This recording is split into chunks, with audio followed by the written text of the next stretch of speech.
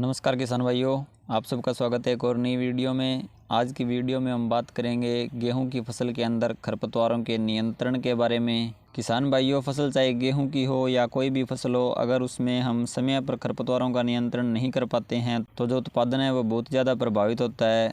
बात करें गेहूँ की फसल के अंदर खरपतवारों के नुकसान की, तो इससे 20 से 70% तक उत्पादन कम हो सकता है। इसलिए उत्पादन को कम होने से बचाने के लिए खरपतवारों का नियंत्रण बहुत ज़रूरी है किसान भाइयों। आज की वीडियो में हम बात करेंगे गेहूं के खरपतवार, चाहे वो चौड़ी पत्ती के खरपतवार हैं या संकरी पत्ती के खरपतवार हों, कोई भी खरपतवार हो, इनके नियंत्रण के लिए उपयुक्त खरपतवारनाशी कौन सा है जिसका उपयोग हम हमारी गेहूं की फसल के अंदर कर सकते हैं और इससे हमारी फसल के अंदर कोई भी हानिकारक इफेक्ट नहीं आना चाहिए, यानी कि हमारी फसल को झटका भी ना लगे। किसान भाइयों, बात आती है कि गेहूं की फसल में खरपतवारनाशी का छिड़काव हमें कब करना चाहिए। सिंचाई से पहले छिड़काव करें या सिंचाई के बाद में खरपतवारनाशी का छिड़काव करें।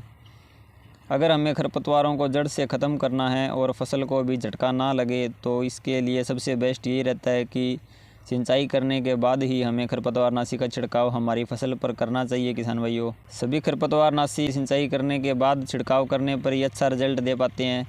किसान भाइयों, अब बात करते हैं कि अगर हमारी जो गेहूं की फसल है उसके अंदर सिर्फ चौड़ी पत्ती वाले खरपतवार हैं, जैसे कि बथुआ, जंगली पालक, सरसों, खरबथुआ, जंगली गाजर है, अगर इस प्रकार के खरपतवार हमारी फसल के अंदर है तो हमें इनको ख़त्म करने के लिए कौन से खरपतवारनाशी का छिड़काव करना चाहिए।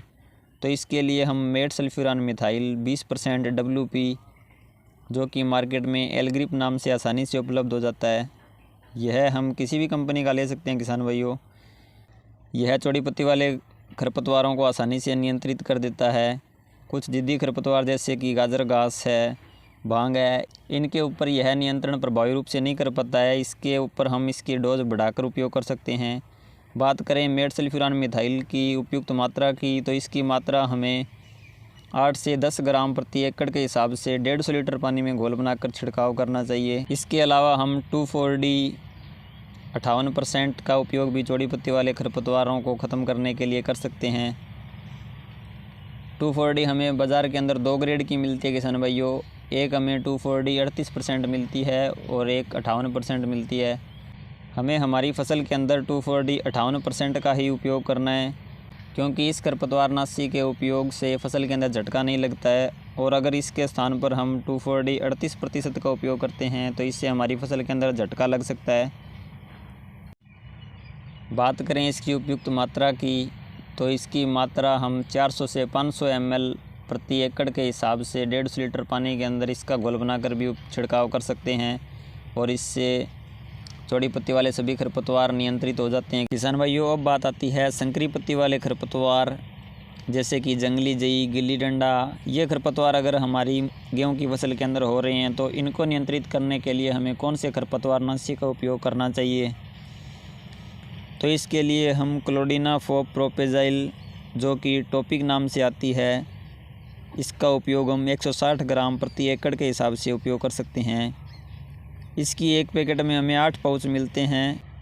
किसान भाइयों, अगर हम खरपतवार नाशी का छिड़काव करने के लिए छोटी टंकी, जो कि 16 लीटर की आती है, उसका इस्तेमाल अगर हम कर रहे हैं तो पर टंकी के अंदर हमें 1 पाउच इसका मिला लेना है और अच्छे से छिड़काव कर देना है। इससे जो संकरी पत्ती वाले खरपतवार होते हैं किसान भाइयों, वो अच्छे से नियंत्रित हो जाते हैं।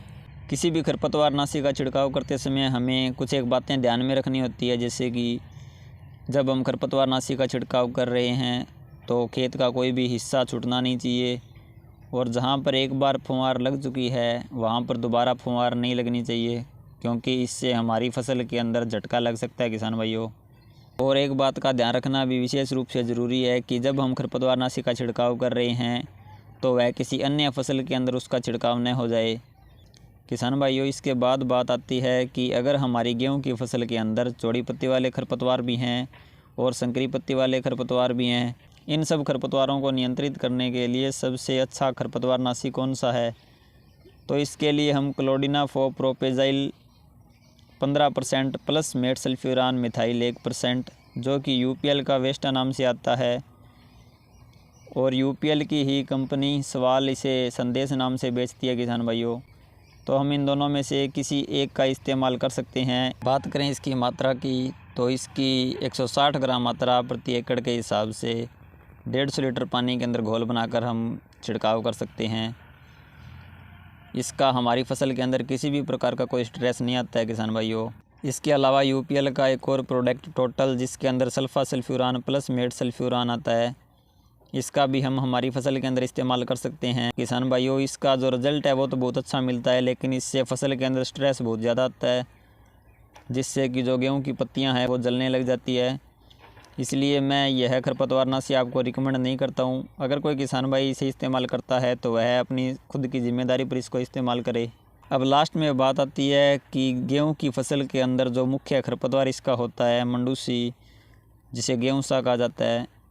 अगर यह हमारे खेत के अंदर जाता है तो इसको नियंत्रित करने के लिए हमें टॉपिक खरपतवारनाशी का छिड़काव करने की आवश्यकता होगी। इससे गिल्ली डंडा है, इसका नियंत्रण हमारी फसल के अंदर हो जाएगा।